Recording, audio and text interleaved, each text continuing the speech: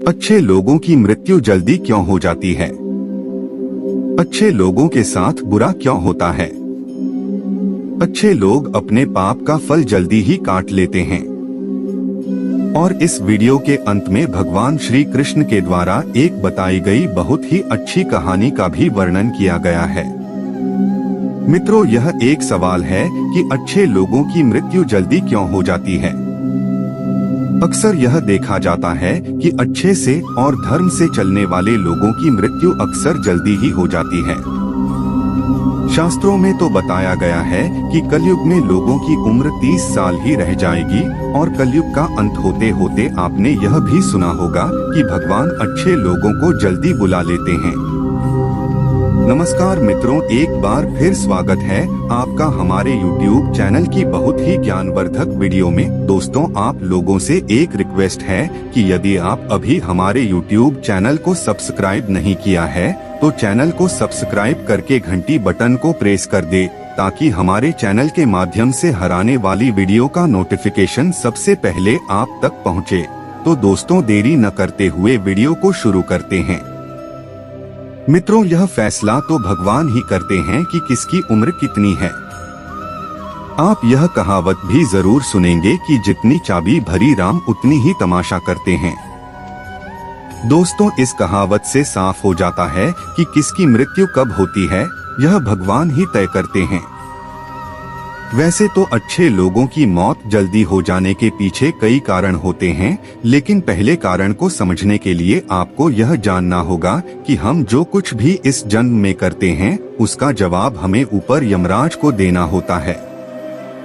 यदि उसका पाप का पलड़ा भारी होता है तो उसे नरक में तपस्या काटनी पड़ती है, और यदि पुण्य का पलड़ा भारी हो तो उसे स्वर्ग का सुख मिलता है। और यही चक्र कई युगों तक चलता रहता है, जब तक उसे मोक्ष की प्राप्ति नहीं होगी। इस मृत्युलोक में हर कोई अपने छोटे से कम के लिए आता है। अच्छे लोगों की मृत्यु जल्दी क्यों हो जाती है? कोई आत्मा इंसान बनता है तो कोई जानवर के शरीर में प्रवेश करता है। ये उसके संबंधित कर्मों के आधार पर ही तय होता है। इसके अलावा उनके जन्म देने वाले माता पिता के संस्कार भी उनके अंदर आते हैं। इसके बाद वो जो कर्म करेगा उसके होश से उसे पुण्यात्मा या फिर दुरात्मा कहा जाता है। अब यही पुण्य आपकी मृत्यु की तारीख को भी बदल देते हैं।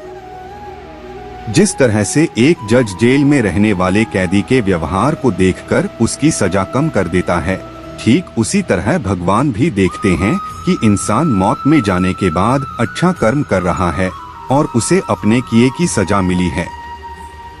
और जब उन्हें लगता है कि अब उसे मृत्यु लोक में नहीं रहना चाहिए, तब वह उसे बुला रहे हैं। अच्छे लोग अपने पाप का फल जल्दी ही काट लेते हैं। भगवान के विधान के अनुसार प्रत्येक व्यक्ति को केवल इतना ही दंड दिया जाना चाहिए जितना कि पाप किया जाता है।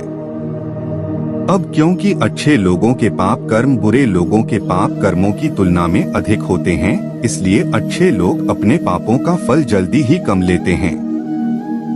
हिंदू धर्म की मान्यता है कि भगवान हर अच्छे व्यक्ति को किसी न किसी उद्देश्य के साथ मृत्यु लोक में मान्यता देते हैं और भगवान का अपना अवतार लक्ष्यों में शामिल होता है। इसीलिए जब वो उद्देश्य जल्दी हो जाते हैं तब भगवान उन्हें वापस बुला लेते हैं। अच्छे लोगों की मौत उनके अच्छे कर्मों पर ही लगातार करती है। इसके अलावा आपको ये भी बताते हैं कि जो लोग ये कहते हैं कि मरने के बाद इंसान खाली हाथ जाता है, उन्हें जान लेना चाहिए कि 3 चीजें ऐसी हैं जो मरने के बाद भी उनके साथ जाती हैं।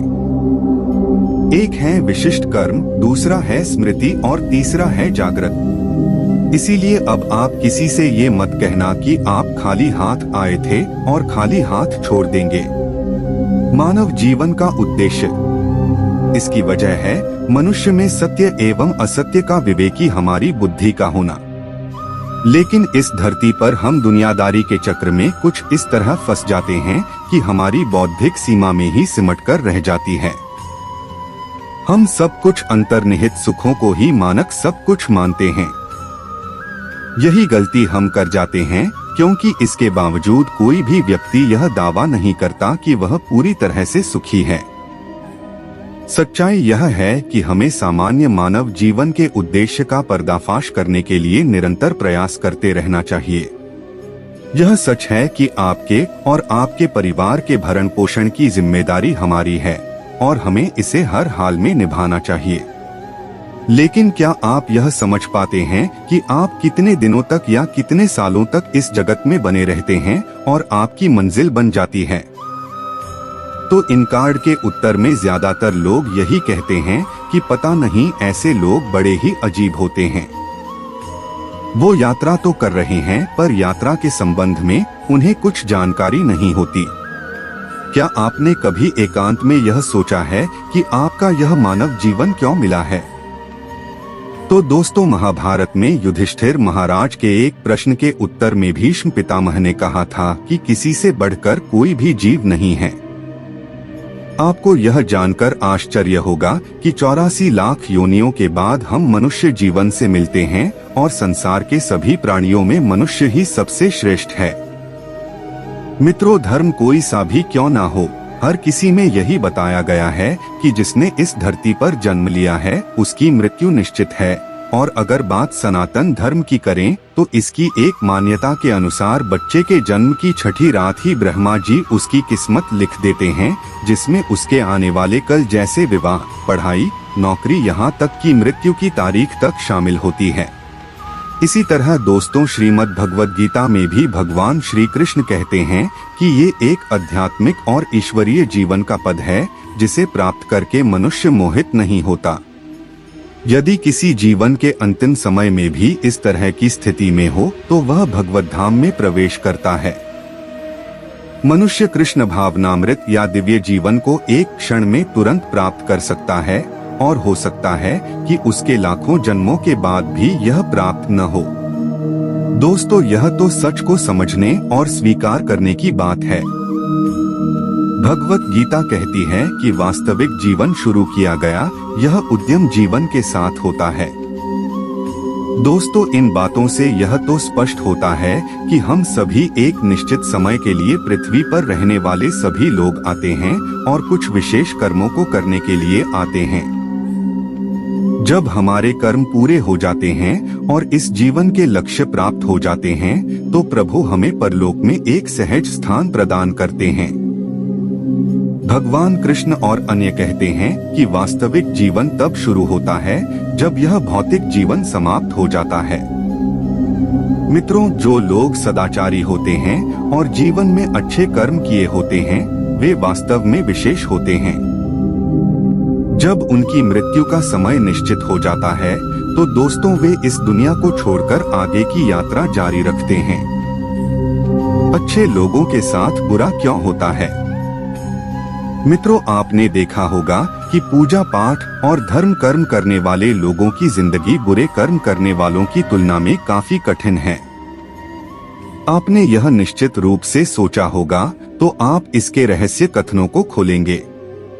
आपके पुराणों में वर्णित एक कथा असंख्य है जिसके माध्यम से आप समझेंगे कि प्रत्येक प्राणी को उसके कर्म के अनुसार ही फल मिलता है। अगर कोई अच्छा कर्म करता है तो उसे अच्छा फल मिलता है और अगर कोई बुरा कर्म करता है तो उससे दुख मिलता है। श्री कृष्ण ने कहा कि एक गांव में 2 आदमी काम कर रहे थे।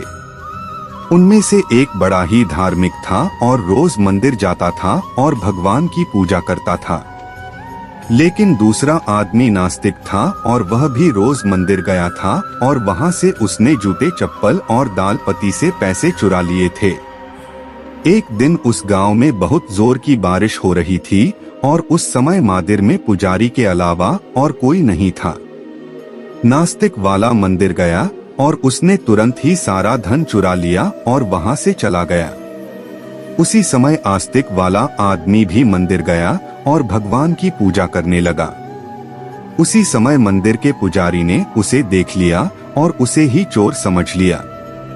गांव के बाकी लोग भी आ गए और बचकर निकल गए। रास्ते में वह एक बार टकराया और घायल हो गया।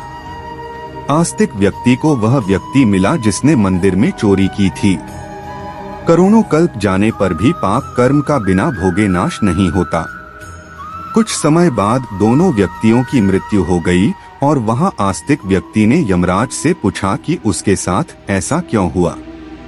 यमराज ने कहा कि जिस दिन तुम पर झूठा आरोप लगाया गया था उस दिन तुम्हारा जीवन समाप्त हो गया था, लेकिन तुम्हारे द्वारा किए गए अच्छे कर्मों के कारण तुम बच गए। यमराज ने कहा कि दूसरी ओर किसी व्यक्ति के भाग्य में एक राजा बनना लिखा था, लेकिन उकेसे पाप कर्मों के कारण वह एक मामूली चोर बना रहा।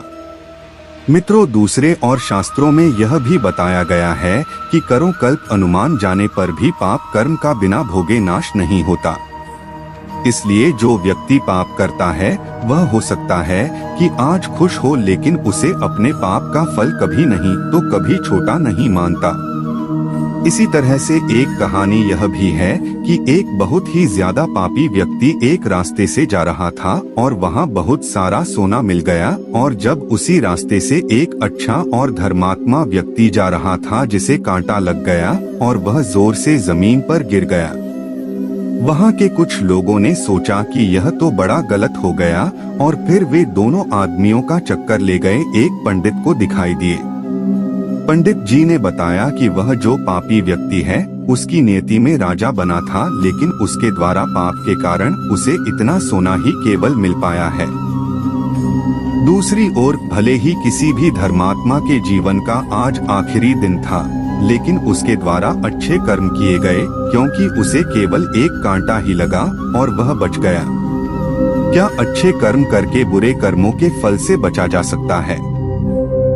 शास्त्रों में बताया गया है कि व्यक्ति को अपने अच्छे और बुरे कर्मों के फल अवश्य ही पड़ने वाले होते हैं। अच्छा कर्म करने से अच्छा फल मिलता है और बुरा कर्म करने से बुरा फल मिलता है। हमें अच्छे और बुरे दोनों कर्मों के फल भोगने वाले हैं। भगवत गीता में भगवान श्री कृष्ण कहते हैं कि कर्म की गति आसान नहीं है। इसका मतलब यह है कि यह फाइल बड़ी मुश्किल है कि हम में से कौन जन्म से कर्म करेगा और कौन जन्म में हमें उसका फल मिलेगा। हो सकता है जिस पाप के कारण आज आपके साथ बहुत बुरा हुआ कि आपने हजारों जन्म पहले किए हो। इसके अलावा हो सकता है कि आपने कोई पाप अनजाने में किया हो जिसके बारे में आपको कुछ पता ही न हो। क्या धोखे से सबसे नए पाप कर्म का फल मिलता है? कर्म का सिद्धांत अचूक है। यदि आप कोई गलत कर्म करते हैं तो आपको उसका फल अवश्य मिलता है, चाहे आप उसे जानबूझकर या अनजाने में। शास्त्रों में एक बहुत ही अच्छा उदाहरण देखने को मिलता है, जो यह है कि अगर आप अनजाने में छुए तब भी आपका हाथ तो जलेगा ही। शास्त्रों में ऐसी कई कहानियां इसी तरह से होती हैं कि अनजाने में पाप का फल भी लोगों को मिल जाता है। एक कहानी है पांडवों के पिता महाराज पांडु की, जिन्होंने एक हिरण को तीर मार दिया। वे उस समय नहीं जानते थे कि एक ऋषि ने हिरण का रूप धारण किया था और ऋषि ने उन्हें श्राप दिया था, जिसके कारण आगे चलकर उनकी मृत्यु हो गई। सहस्त्रों के अनुसार क्षत्रिय राजाओं को शिकार करने की छूट है और हिरण को गिराना कोई पाप नहीं था, लेकिन पांडु यह नहीं जानते थे कि हिरण के रूप में वे एक ऋषि हैं, जिनके कारण वे इतने भयंकर श्राप मिले कि उनकी मृत्यु हो गई। दोस्तों, वीडियो के अंत में आप लोगों से रिक्वेस्ट ही है कि अगर आपको यह वीडियो जरा सा भी अच्छा लगा हो तो मेरे चैनल को सब्सक्राइब, वीडियो को एक लाइक करके कमेंट में जय श्री कृष्ण जरूर लिखें। मिलते हैं नए वीडियो के साथ। इसी तरह दोस्तों, श्रीमद् भगवद गीता में भी भगवान श्री कृष्ण कहते हैं कि ये एक आध्यात्मिक और ईश्वरीय जीवन का पद है, जिसे प्राप्त करके मनुष्य मोहित नहीं होता। यदि किसी जीवन के अंतिम समय में भी इस तरह की स्थिति में हो तो वह भगवत धाम में प्रवेश करता है। मनुष्य कृष्ण भावनामृत या दिव्य जीवन को एक क्षण में तुरंत प्राप्त कर सकता है, और हो सकता है कि उसके लाखों जन्मों के बाद भी यह प्राप्त न हो।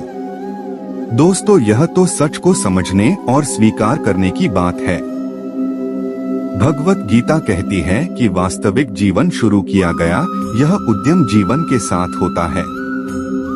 दोस्तों, इन बातों से यह तो स्पष्ट होता है कि हम सभी एक निश्चित समय के लिए पृथ्वी पर रहने वाले सभी लोग आते हैं और कुछ विशेष कर्मों को करने के लिए आते हैं।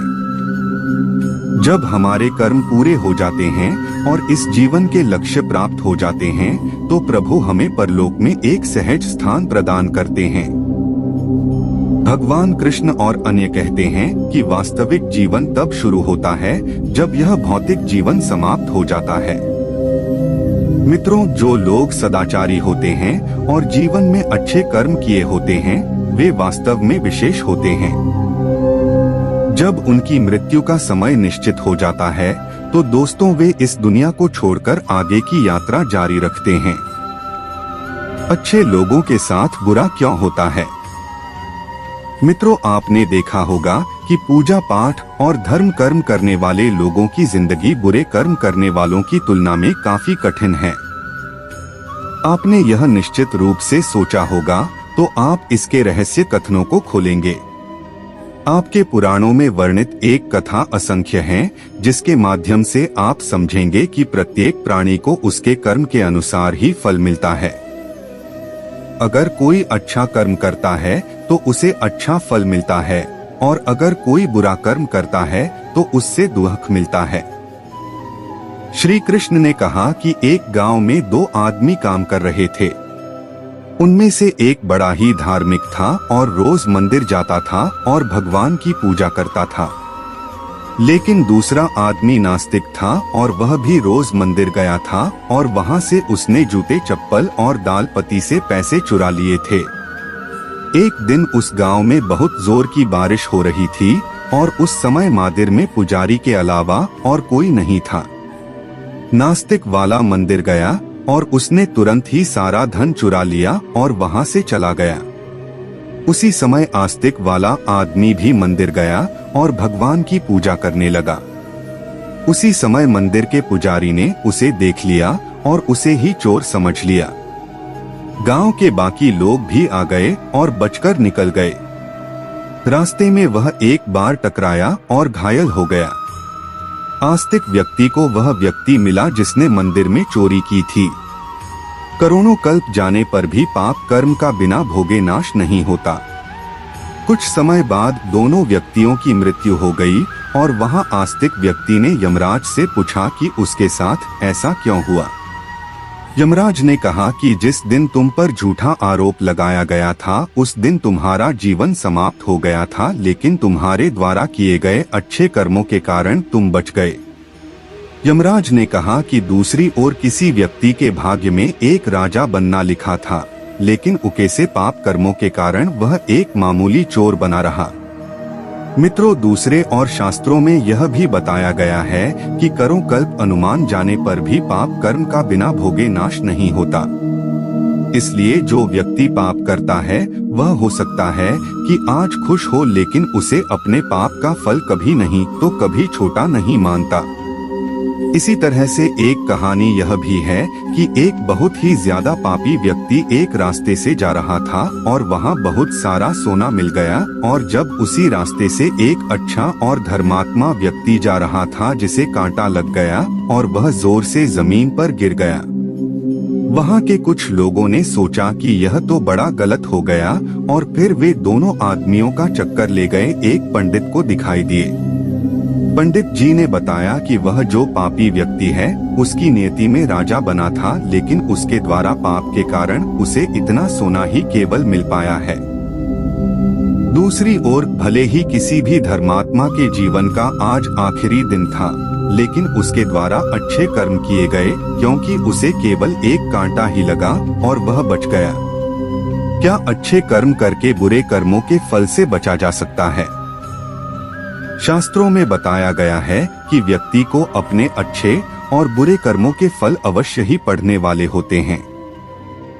अच्छा कर्म करने से अच्छा फल मिलता है और बुरा कर्म करने से बुरा फल मिलता है। हमें अच्छे और बुरे दोनों कर्मों के फल भोगने वाले हैं। भगवत गीता में भगवान श्री कृष्ण कहते हैं कि कर्म की गति आसान नहीं है। इसका मतलब यह है कि यह फाइल बड़ी मुश्किल है कि हम में से कौन जन्म से कर्म करेगा और कौन जन्म में हमें उसका फल मिलेगा। हो सकता है जिस पाप के कारण आज आपके साथ बहुत बुरा हुआ कि आपने हजारों जन्म पहले